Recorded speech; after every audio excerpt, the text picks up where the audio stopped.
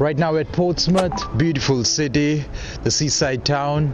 In this video, going to explain to you about some of the important things that you got to focus when you're building in a travel blog, and there are so many opportunities of starting a travel blog. People think like travel blogs are not going to make any money, but the money is that if you know how to do this, if you know how to rank the site, if you know how to rank the blog online to get more visibility. Not just Google, Bing is really getting a lot of traction, as well as the AI tools. So you need to make sure the travel blogs SEO focus is really focusing on ranking higher on Bing, as well as the ChatGPT came on its web browser version, which means it searched for the Bing. So you see, if your travel blogs rank higher on Bing, it's going to be helpful. So let's look at the SEO important things that you need to do. When you're building a travel blog, you need to really have the niche focus. What's the travel blog? Because rather having a world travel blog, if you want to be on one geographical location,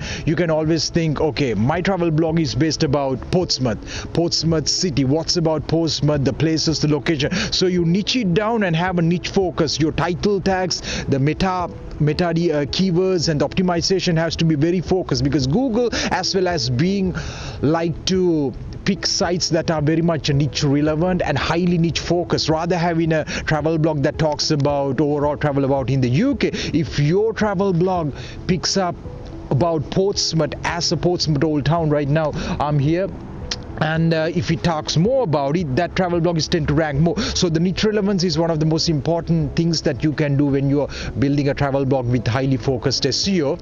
And then you need to know how to do the on-page SEO. Did you get the keywords right? On the title tags, how is your body text? How is your meta descriptions? All those things has to be really important. These are the factors when after the niche relevancy, search engine bots are going to look when they want to rank higher and send the traffic. So you need to follow the fundamentals of the on-page SEO, which is also included internal link building, with how each page, the articles of that blog links to each other, which gives a silo structure and helps the blog to get the overall boost and the relevancy. So if you look at Wikipedia, which ranks so many keywords because it has tons of internal link building, which helps, which is a part of on-page SEO. So that's, I would say, the third most important thing that you need to follow up when doing the on-page SEO. Once you've done the on-page SEO, you have to make sure your content is unique as well as relevant, because unique niche relevant content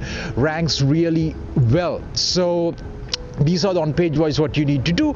After on-page SEO is done, you really starting your advertising, which comes into it guest posting on not niche relevant blogs. So when it comes to guest posting other blogs, you can try your best to get other news blogs about Portsmouth news, as well as if you can get other travel bloggers to talk about and link to your travel blog, which is going to be such a boost. That's the best of the niche focused link building, which is offsite SEO, and that really helps. So these are the most important, I would say, the top 5 things that you need. These are the 3 of them are on-page SEO factors. I would say getting the niche focus, highly niching down what the travel blog is focusing on, getting your on-page title tags and the meta descriptions right with the keywords, and when it gets overall everything, the overall internal link building, the silo structure. Once that's done, you start with the advertising, which is populating your blog with guest posting and trying to get backlinks to your blog, which gives you the initial boost to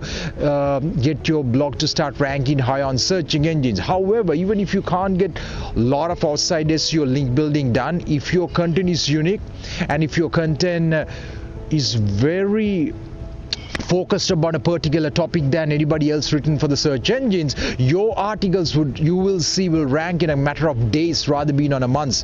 If it is competitive, a lot of people have talked about, even though your content is good, it's going to take a lot of link building as well as maturity online for the site to pick up. So consider those facts and make sure if you're building a travel blog, you really take a focus on the niche relevancy, keyword research, and then the internal link building inside the site with internal relevancy, and then onwards it's starting with the offsite SEO strategies, comes out with the link building, with guest posting on the other blogs, partnership for the blog, you talk about somebody else's blog, you link to them, they link about you, they refer you, all those things, as well as social media sharing, which are offsite SEO strategies that you can do. And And if you want to take things really further and make sure your blog really stands out, you can spend a little bit of on advertising on Instagram, Facebook, as well as things to really push your limits is Google AdWords, which is kind of costly. However, that really works, because if you want to get your travel blog to be seen and you drive the traffic, which opens up you to make the money, which is your